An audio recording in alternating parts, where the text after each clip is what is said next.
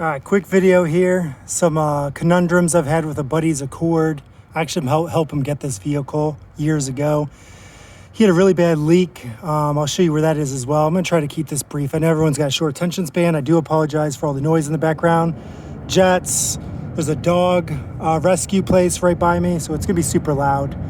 Anyways, aftermarket parts. This is where the predicament comes in. I recommended SKP parts in the past. Unfortunately, I cannot anymore. We actually had an issue with the tensioner being too tight. And then after that one caused issues, we got an Ultra Power. This is the Ultra Power. It ended up snapping the bolt.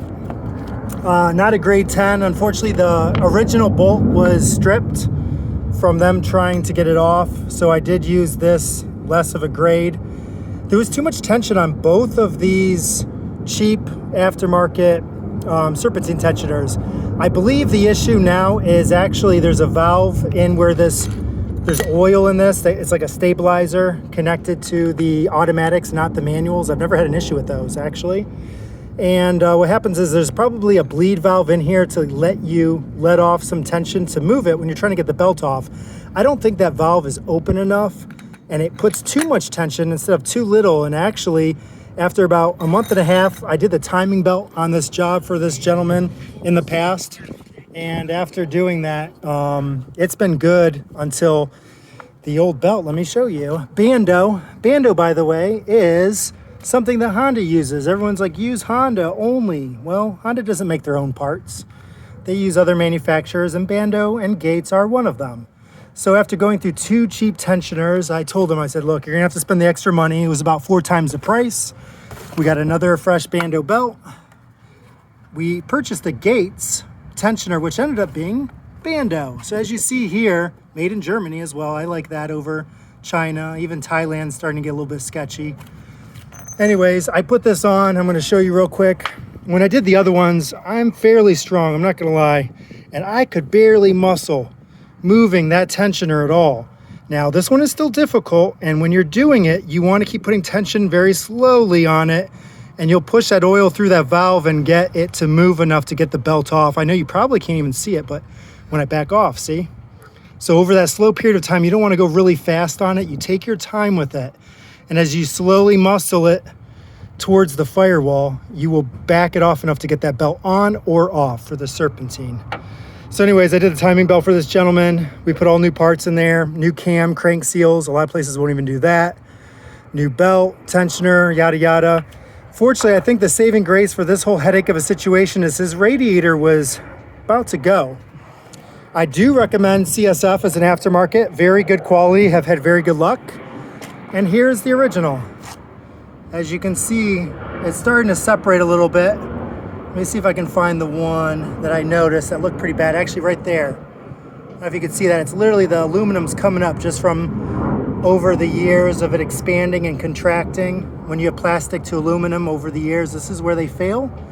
And since this has transmission included to it, you know, if it fails on either side, you can have your transmission fluid or coolant go into either or the engine or transmission and have a failure for either of your powertrain or both.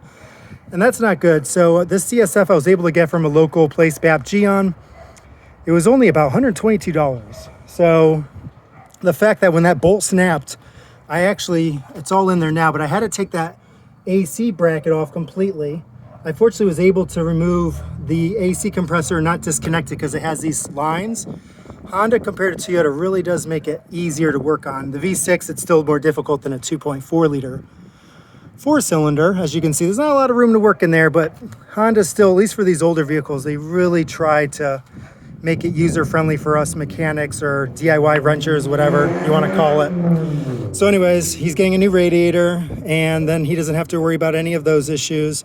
I took out that AC bracket and had to pull out the snapped bolt, the threads that were still left in there from this guy.